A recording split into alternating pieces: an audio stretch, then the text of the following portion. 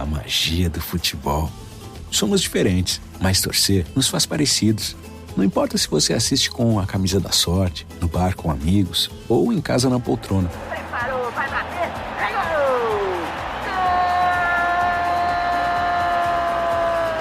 Gol! Se você é o que grita mais alto, o que só comemora depois do replay, cada um torce do seu jeito. Coca-Cola, torcer é pra todos. Não é tempo técnico, mas é intervalo aqui no podcast. Já imaginou se seu time tivesse um seguro para não perder nunca? Pois é, isso não existe. Mas com a Zurich Seguros, quem não perde nunca é você. Na Zurich Seguros, os planos se adequam às suas necessidades em qualquer momento da sua vida. Seja seguro de auto, residência, vida e muito mais. Diferente de alguns times, na Zurich Seguros você pode confiar. Para saber mais, acesse zurich.com.br ou consulte seu corretor. Meu nome é Cairo Santos e eu sou o kicker e único brasileiro jogando na NFL. Cada chute, cada jarda conquistada, cada passo me levou para mais perto dos meus sonhos. Agora, a cada R$200 em compras com seu Visa cadastrado, você tem a chance de ficar mais perto do sonho de assistir ao Super Bowl 59. E usando o seu cartão de débito, você ainda concorre a prêmios diários de até R$1.000. Não importa o tamanho do seu sonho, dê o primeiro passo. Visa, apoiando seus passos aonde você quiser chegar. And welcome back once again to the Skating Penguin Network, everyone. It is Robbie here on the evening of November 5th, 2024, joined by Snail as always. And we are coming to you with a game recap after the Penguins dropped a shootout loss 4-3 to the New York Islanders. And I will be pretty frank here. There's not much sugarcoating on this one. This is, point aside, an unacceptable bad loss by the Penguins. They were up 2 goals with they're up 2-0 with 10 minutes to play in the third period. They give up a pair back to back to make it 3-3, and then they lose in the shootout after not scoring on a power play opportunity in overtime. But the fact of the matter is, Snail, this game never should have seen overtime. It should have been 2 bank points by the Penguins pretty easily, and they walk out of there with only 1, and just frankly a bad loss. No, it was a really bad loss, and it's like they had complete control of that game up until maybe around the 10-minute mark of the third period. I think that it was 2 points just banked. Like, all they needed to do was, they didn't even need to put the gas pedal through the floor or anything. They just needed to not make routine mistakes. But for some reason, that last 10 minutes of a game for the Penguins, if they have any sort of a lead, is just a recipe for disaster. If something bad can go wrong, it will go wrong. Yeah. And yeah, it's just, why give the Islanders any life in that last 10 minutes there? I think when they went down 3-2, or when the Islanders went down 3-2, when I believe it was, I don't know who it was, maybe it was Horvat. Simon Holmstrom. Yeah. When he made it 3-2, you just felt that. Did you get that feeling that Penguins fans get when things start snowballing? Because I certainly did. And yeah. And then when it goes into overtime, it's a coin toss with this team. You'd think with the personnel, overtime, they should flourish in a 3-on-3 overtime. Hardly the case for the last couple of years. And then the shootout, the second I saw it go to shootout. I mean, Sorokin's the better goalie, and it's pretty much iced after that. So I will say they need to get rid of the shootout. It's just a bad way to declare a point in this, with where the league's at. And I think it was fun when they first brought it in, but just extend the goddamn overtime by like 3 minutes even. I think you would probably get, you don't need to double it, 2 minutes even more or something. I don't know. But Robbie, super just two games in a row where the Penguins get 2 points, and this was a metro matchup.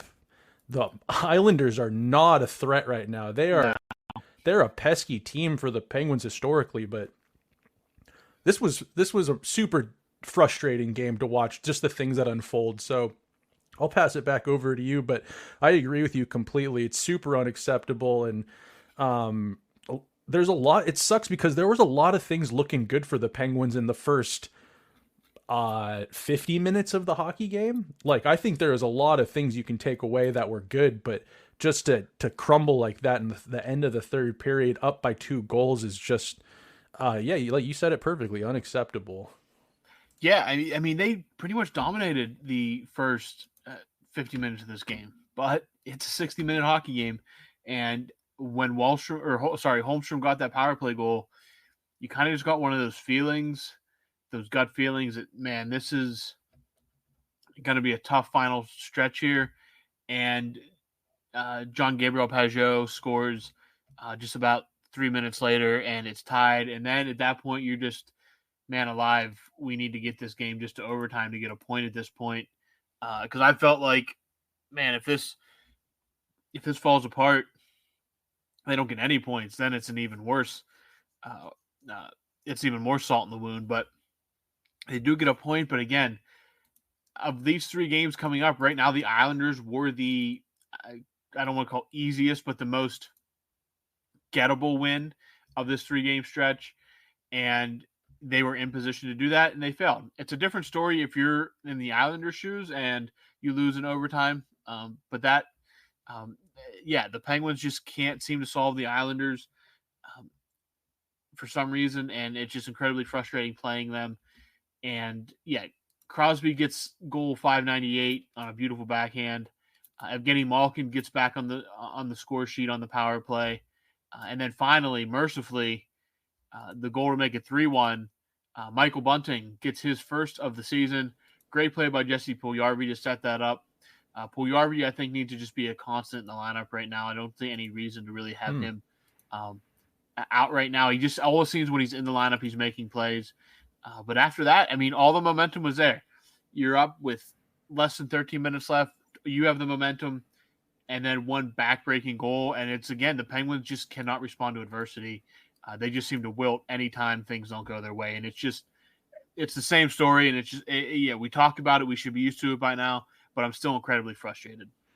Incredibly frustrated. And, you got, a lot of good things. I'll say, I was happy to see Bunting get on the score sheet because, man, talk about some pressure on a player like him, going back to that's the return basically for the Gensel trade, high expectations for him, the way he played at the end of the season last year.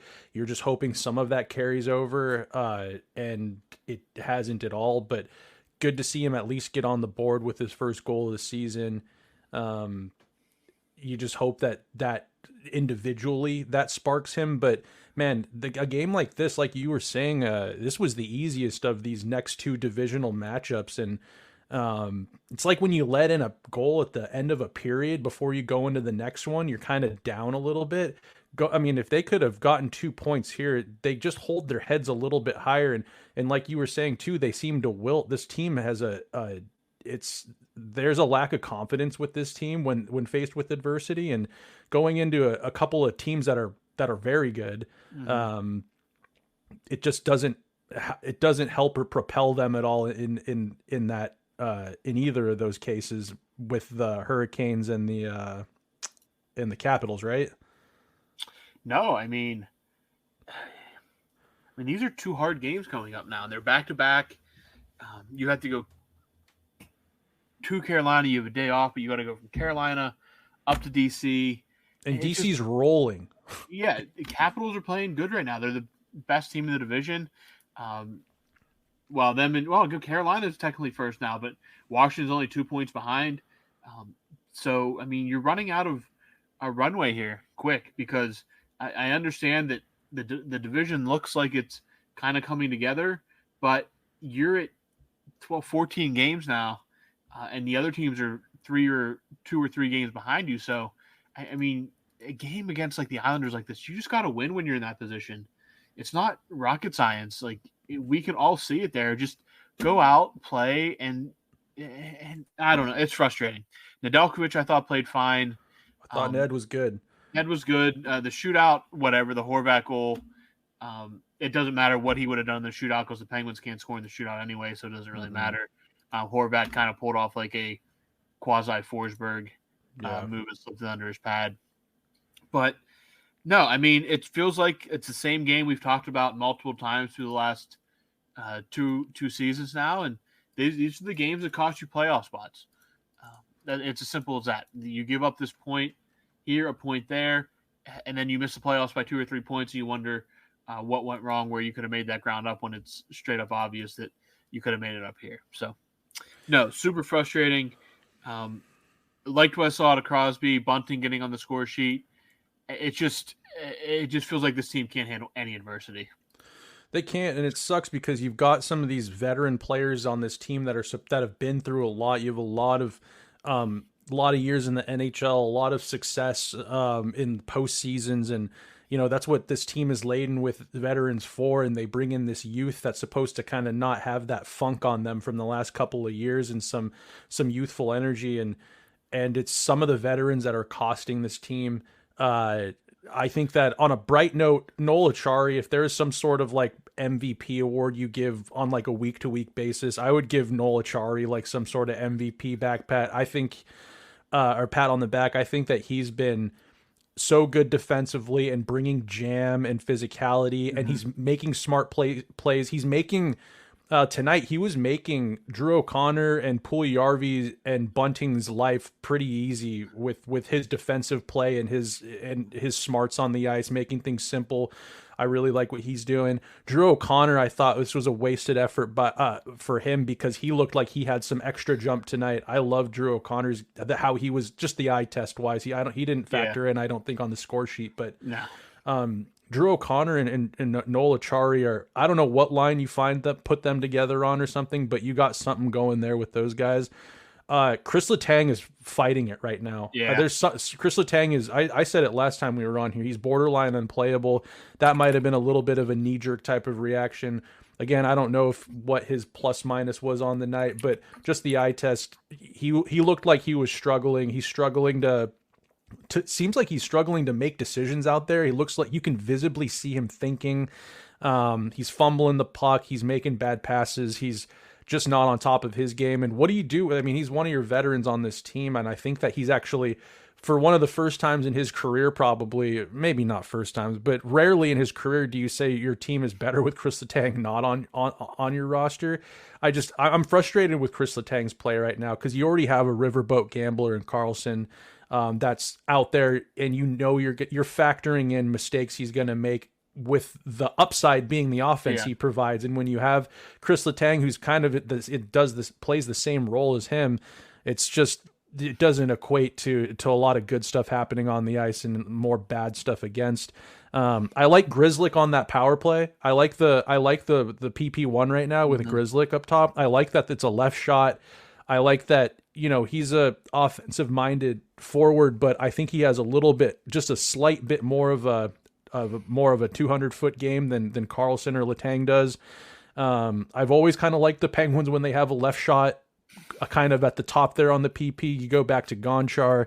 I've always been a big voice saying those years when they were so good. Trevor Daley, a lot of the time when Chris Letang was out, he was up on the at the point there. So I like that. I think David Quinn has successfully gotten this power play to being not lethal, but I would say up to snuff and a little bit more. At least it's not just an abomination to watch anymore. So defensively, I don't know whoever's running the defense down there.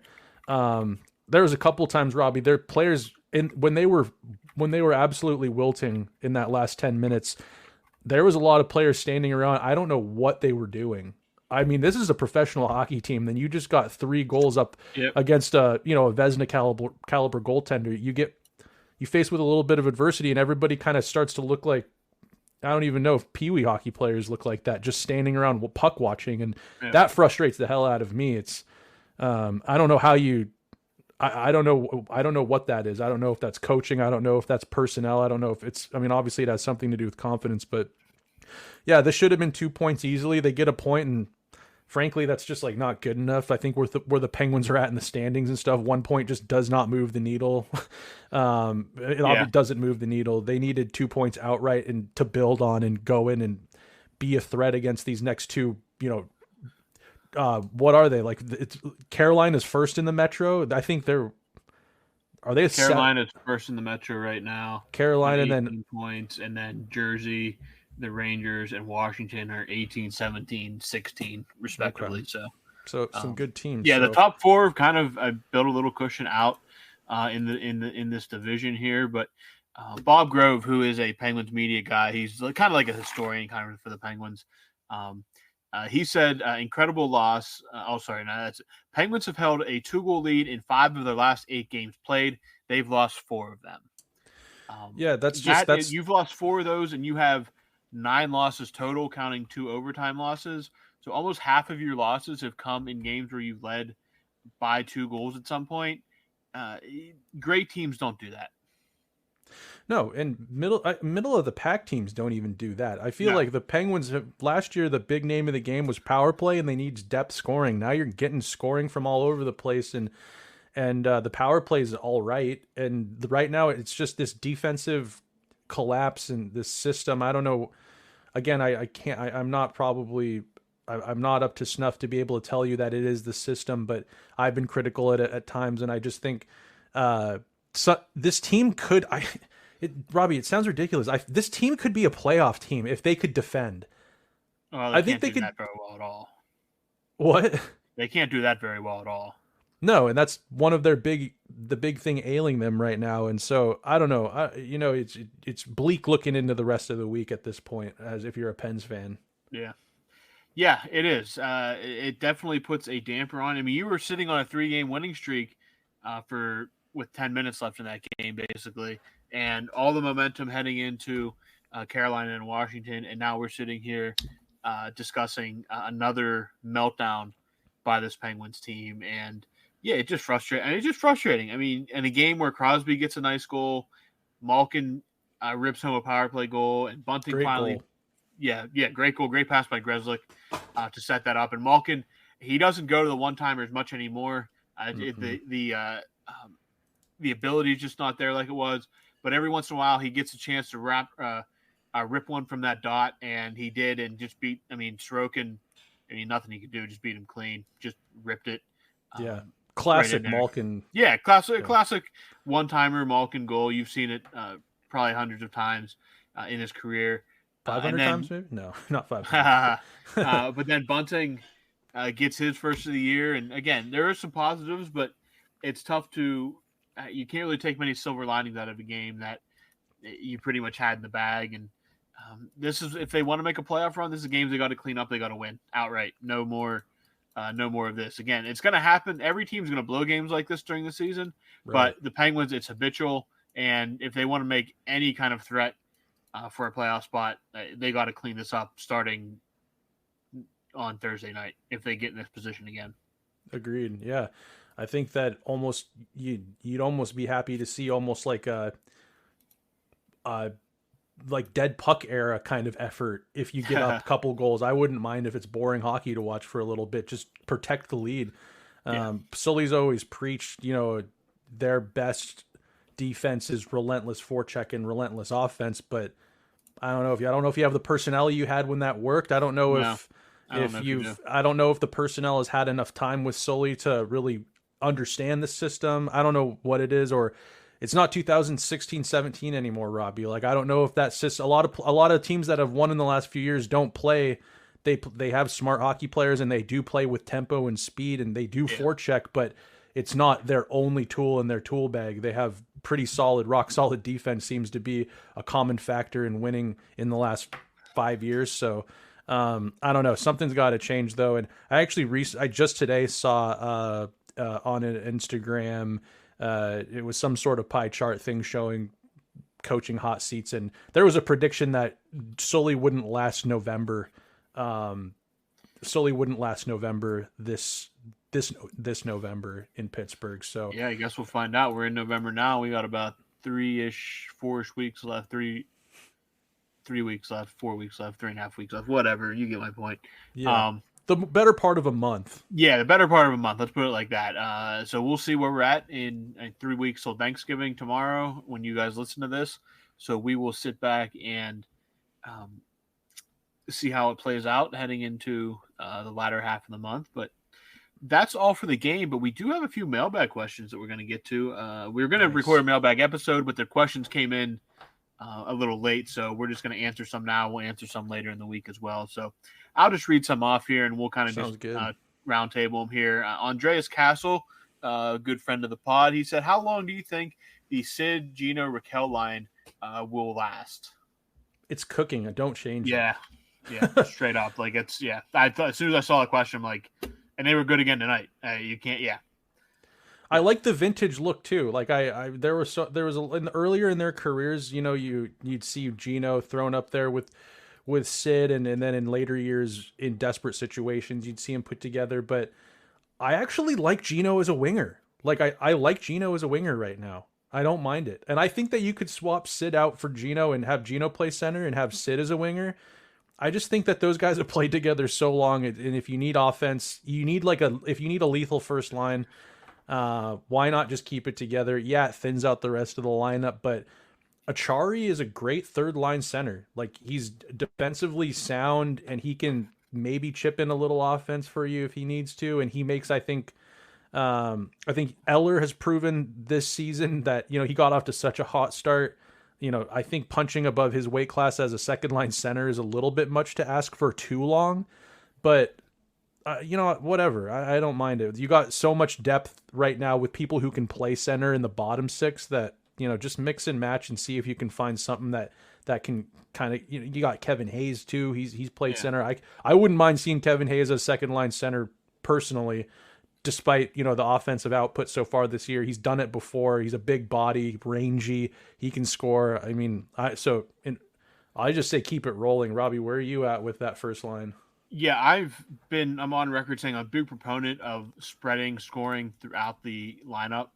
And yeah, in practice, I still am, but the way that they are clicking right now, they're producing. I mean, again, the one was a power play goal, but Raquel with 2 assists tonight, Crosby with a goal, Malkin with an assist and a goal.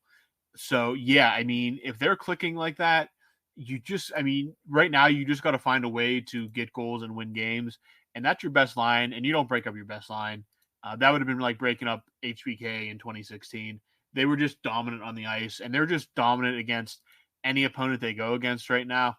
So as much as I like spreading it throughout the lineup, I just straight up keep it right now as rolling. Don't mess with what little is working.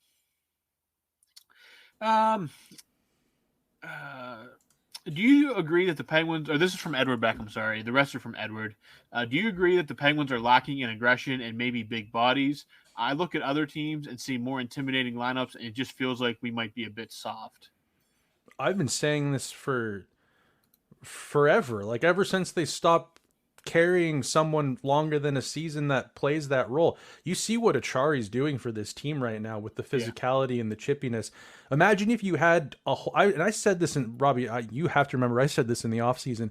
If you get Achari, if he's playing center, get Achari 2 wingers that play just like him, and you've got a bowling ball lying out there that can bully teams and intimidate teams, that can also chip in a goal here and there. Nothing gets the bench more fired up than when a physical kind of energy guy gets a goal, gets on the score sheet in some way, creates energy. It just does so much. Out here in Seattle, you know, one of the weird things when the Seattle Kraken first came to be, I'll say the most jerseys I saw out and about, and the player that became synonymous with Seattle and people that never watched a hockey game in their life picked a favorite player, it was Brandon Tanev because of the way he plays. So yeah, that's not surprising. Yeah, so, I mean, I think it's not so much just the energy player, too, like the size. Like, for so long, Robbie, I was saying get Zach Kassian to Pittsburgh. Like, I wouldn't have minded Zach Kassian who can chip in offensively. He can get you 10 to 15 goals a year on a good year. Let's just say 5 to 15 goals in that range, depending on what line he's playing on. And he can chuck them. He can lay the massive hits that can just turn a whole hockey game upside down. You know, you got Achari who can do that. Bunting doesn't really do that, but he's a bit of a prick to play against. God, there were times I was Zach McEwen, who's in Ottawa right now. I thought he'd be a great, you know, 4th liner, 3rd liner. Jamie Alexiak was just, he didn't last in Pittsburgh long, but I thought, he's good. Teams seemed to pick him up and slot him in appropriately. I just didn't understand why maybe the Penguins couldn't find a way to make him just their bottom pair guy. Eric Gabranson's found a nice home in Ohio and in Columbus, and I loved Gabranson keeping the flies off, good leader. He was drafted 3rd overall, was projected to be the next Pronger. Not the case, but still third pairing guy. Could probably play maybe a little bit of second unit power play. Actually scored a goal against the Islanders in that early playoff series against them a few years ago. I don't know. Just there's been so many players that I've been fond of that, they don't cost a lot of money. They don't cost you a first rounder to acquire. It's just, I think that the Penguins have for a long time undervalued players that bring that. And dude, you remember more than anybody that when Sid was coming up, when Gino was coming up, a lot of the really successful years of the Penguins, they always had tough guys. Oh yeah. And again, you don't need a guy that can't skate out there. I mean, you don't need Georges Laraque. You don't need Georges Laraque. There's plenty of guys that can have talent that can be a big body type player. I wouldn't even say a straight enforcer. That's not even the right word for them anymore. But like a bigger Michael Bunting, basically, like a Mike Rupp player, Mike Rupp kind of player. Yeah, the Penguins don't have that guy. I mean, you have. I'd like to say Puljujarvi, but Puljujarvi doesn't really have the personality to be that, even though he has a big body. He's a big Bunting goofball. Has a personality, but doesn't have the big body. If you could somehow mesh like Puljujarvi's body and Bunting's play style, you'd have a menace. You'd be cooking, but unfortunately, the Penguins are definitely missing some of that. That bigger, just I don't even call it menacing, just a little more intimidating type player that can still produce the occasional goal, assist, whatever. Yeah, I wondered when Kyle came to the Penguins, when Dubas came over, I wondered if the Penguins would somehow acquire Kyle Clifford, who Dubas has kept around in Toronto for a long time. Kyle Clifford was a pretty good third liner for the Kings a long time ago now. But he's still hanging around in the AHL. I thought, if you got a guy like Boko Imama, who I think has like one NHL goal maybe to his name. He's kind of more of a straight enforcer. Yeah. I don't know if I'm maybe just for entertainment's sake, bring him up for a couple of games. I'd bring him up. I'd bring him on the road trip going into Carolina or to Washington. That's just me. But yeah, I don't know. There's been so many players over the years that can play kind of that dual role. I thought the Penguins should have gotten that McDermott fella from Colorado. He can play defense. He's Derek England. He can play defense and forward, and he can fight, and he can chip in a goal every once in a while. The Josh Manson that they picked up, that Colorado picked up from Anaheim, I thought he might have been a good one. Brandon Montour, I know he's more of an offensive guy, but he can chuck them. Pat Maroon was available this offseason, went to Chicago. Wouldn't mind. Pat Maroon can still play the half wall. I watched a Chicago game. He was on the power play unit playing the half wall. So just there's players out there that can help you and chip in with size and physicality that can also assist in the offensive side of the game, and they're not Georges Laraque. No offense, Georges Laraque. If you ever for some reason listen to this, don't hurt me. But like, you know what I mean? Like there's players out there that can help, and I don't know what it is, but the Penguins just historically the last 5 years or so just have not really valued them much. Yeah, that is certainly for sure. Who was your favorite tough guy out of all the Penguins years that you can remember for a tough guy, a prick that could play and whatever? Who's your favorite? I mean, the bad years just had some guys that were out there just taking up ice time that I guess you would consider like that. I mean, Ulf comes to mind. Not a goal scorer, obviously. Was a borderline. Definitely played on the edge. He's loved in Pittsburgh, hated about everywhere else. Ulf is in there. Trying to think of some Hal Gill, but again, Hal Gill Skillsy was awesome. Yeah, I mean, occasional goal, mostly just there to grind it out, make your life miserable. One of the big ones, he was only there a little bit, but obviously Gary Roberts had basically all those attributes. tortured opponents. Wish he would have stayed longer in Pittsburgh, but he wasn't on. He didn't stay super long. But yeah, all those guys are good memories there. All right, we'll do one more here for tonight. Did you enjoy Graves finally showing some aggression at the end of the Habs game? I thought it was great. Also, is it me or does he look considerably better this season? A low bar, I know, and maybe the disastrous start from the top four has made him look better. Yeah, I did like him showing some aggression. I didn't know that he seemed to be enraged. I didn't know he had a wick at all, yet alone a quick wick. I don't mind that. I don't know what it take. I don't know how many smelling salts you need to give that guy or what you have to do to get him to play like that more. But with his size, if he was a madman out there every once in a while, that might snap and keep someone a little bit on edge. I love it. And yeah, he is playing better this year. It is a low bar. He's a third pairing guy, and he's getting paid a lot for a third pairing guy. He's the Penguins' Darnell Nurse. Thank God it's not that contract, but he's kind of that guy for them right now. And Darnell Nurse is a hell of a lot tougher. So if Graves could even match some of that toughness that he showed against the Habs at the end of that game, money well spent for me. But I got to see a lot more of it coming from him to be, satisfied with him and with the contract. Robbie, where are you at with Graves? Yeah, I mean, they're definitely putting him in a sheltered role, which unfortunately he's making that much money to play that role, but neither here nor there, I guess. But overall, I really would just hope that he continues playing as well as he has in his role. He plays that role well. Maybe a little more aggression as well. He is a bigger body, but beggars can't be choosers, I guess. I'm just glad that he's not a complete black hole out there. Yep. All right. That wraps up this recap / little mailbag there. Penguins lose 4-3 to the Islanders in a shootout after blowing a 2-goal lead in the third period. We vented our frustrations, but Snail, do you have anything else to say before we wrap this up for the night? Yeah, Rickard Rakell, he's got 6 goals and 3 assists for 9 points in 13 games played. Yeah. He's a +5 projected. It says here that he's projected to be a 38 goal scorer and just shy of my prediction with 57 points. So Rickard Rakell has returned to form, I would say. Yeah, he's been fantastic this year. He looks really good with Crosby and Malkin. And it's a lot of skill on one line. It is a lot of skill on one line.